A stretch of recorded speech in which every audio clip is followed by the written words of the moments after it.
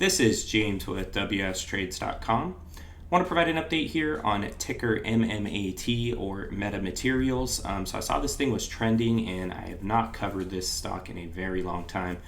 So I decided to come in here and take a look what is going on. I've got the daily time frame pulled up and you can see the last 4 quarters of earnings are not good. They actually made a big move in the wrong direction. So earlier on the chart, you can see that they had a loss of 7 cents a share here, and this was when it was trading up around $1.50. So they actually had a little bit of a beat there. They pumped up to $2.34 and they started to sell off. On this next quarter here, it looks like they lost 4 cents a share. And then here, they were expected to lose 4.5 cents a share. They actually missed and lost 5 cents. But this most recent quarter here that was released a couple days ago was a huge miss. So they went from losing a couple pennies a share to losing 65 cents a share. So really bad earnings release there. So I decided to come in here and take a look at some of the financials. So the book value per share based on the most recent quarter is $1.04, but I know they also did a reverse split recently. So I'm not sure if this is exactly accurate. It was a 1-for-2 reverse split. So I don't know if that book value per share is actually $1.04 with that 1-for-2 reverse split. But let's come in here and take a look at some of the financial statements.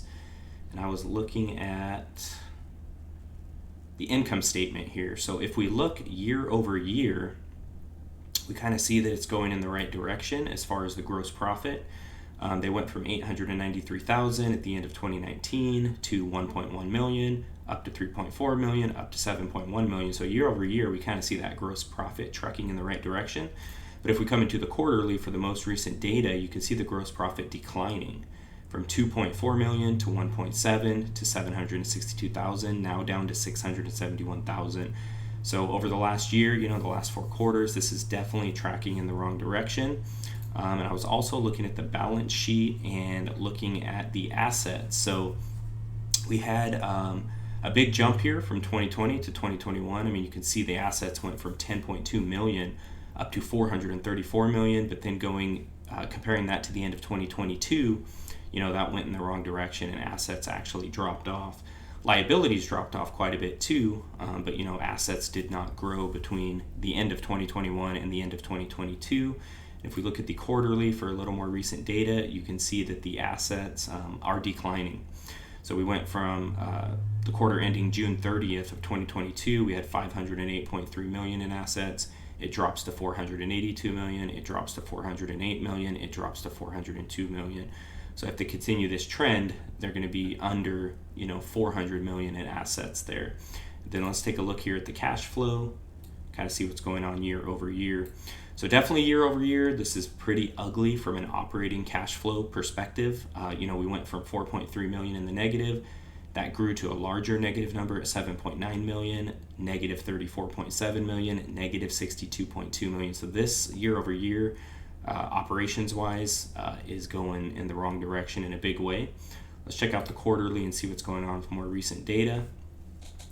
So if you look at operating cash flow here, this is pretty shaky as well. The quarter ending June 30th, 2022, they were at negative 10.2 million in operating cash flow.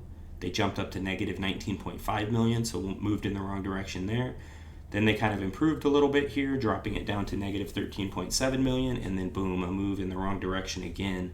So that's for the quarter ending March 31st, 2023. That operating cash flow went in the wrong direction, moved up to negative 15.5 million.